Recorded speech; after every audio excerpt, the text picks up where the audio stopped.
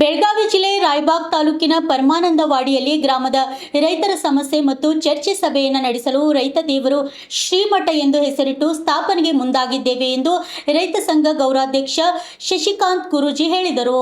ಬೆಳಗಾವಿ ಜಿಲ್ಲೆ ರಾಯಬಾಗ್ ತಾಲೂಕಿನ ಪರಮಾನಂದವಾಡಿ ಗ್ರಾಮದ ಶ್ರೀ ಮಹಾಲಕ್ಷ್ಮಿ ದೇವಸ್ಥಾನದ ಸಭಾಭವನದಲ್ಲಿ ಮಾತನಾಡಿದ ಅವರು, ರೈತ ಮಾಹಿತಿ ಕೇಂದ್ರ, ಸಾವಯವ ಕೇಂದ್ರ ಸೇರಿದಂತೆ ರೈತರ ಜಮೀನಿನ ಮಣ್ಣು, ನೀರು ಪರೀಕ್ಷೆ ಮತ್ತು ರೈತರ ಸಮಸ್ಯೆಗಳ ಚರ್ಚಿಸಿ ಅವುಗಳ ಪರಿಹಾರ ಏನು ಎಂಬುದರ ಕುರಿತು ಚರ್ಚೆ ಅನುಕೂಲವಾಗುವ ನಿಟ್ಟಿನಲ್ಲಿ ಈ ಮಠವನ್ನು ಸ್ಥಾಪಿಸಲಾಗುತ್ತಿದೆ ಎಂದರು.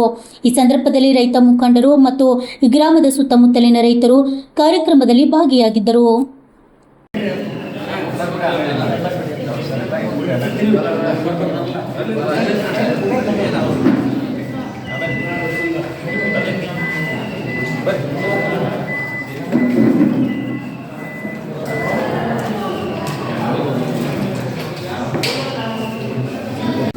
ಈಗ ವೇದಿಕೆ ಮೇಲೆ ವಿರಾಜಮಾನರಾಗಿರುವಂಥ ಪರಮಪೂಜ್ಯ ಸದ್ಗುರು ಶಶಿಕಾಂತ್ ಗುರೂಜಿ ಅವರಿಗೆ ನಮ್ಮ ಹಿರಿಯರಾದಂಥ ಬಸವರಾಜ ಸಂತೆಯವರು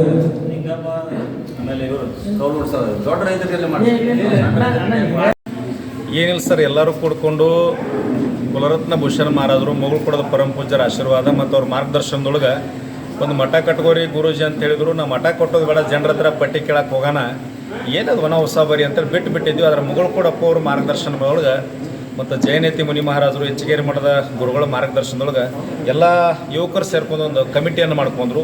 ಏನು ಮಠಕ್ಕೆ ಹೆಸರಿಡಬೇಕು ಅಂತಂದಾಗ ನಾವು ವಿಶೇಷವಾಗಿ ರೈತರಿಂದನೇ ಬೆಳೆಯಾಕತ್ತೀವಿ, ರೈತರಿಂದ ಊಟ ಮಾಡಾಕತ್ತೀವಿ. ಎಲ್ಲರೂ ಎಲ್ಲಕ್ಕೊಂದೊಂದು ಮಠ ಮಾಡ್ಕೊಂಡಾರ, ಯಾರಿಗೂ ನಾವು ವಿರೋಧಿಲ್ಲ. ಆದರೆ ರೈತ ದೇವರುಗಳ ಮಠ ಅಂತ ಮಾಡಿದರೆ ಈ ನಾಡಿನ ಅನ್ನದಾತರಿಗೆ ಒಂದು ಅನುಕೂಲ ಆಗ್ತದೆ ಅನ್ನೋ ಉದ್ದೇಶದಿಂದ ರೈತ ದೇವರುಗಳ ಶ್ರೀಮಠ ಅಂತೇಳಿ ಹೆಸರನ್ನು ಹಾಕಿ ಮಠದ ಪಟ್ಟಿಯನ್ನು ಮಾಡ್ತಾ ಇರ್ತಕ್ಕಂಥ ವಿಶೇಷತೆ ಏನು ಸರ್? ಮಠ ವಿಶೇಷತೆ ಅಂತಂದ್ರೆ ಸರ್, ಅಲ್ಲಿ ರೈತ ಮಾಹಿತಿ ಕೇಂದ್ರ, ಸಾವಯವ ಕೇಂದ್ರ ಮತ್ತು ರೈತ ಸಭಾಭವನ.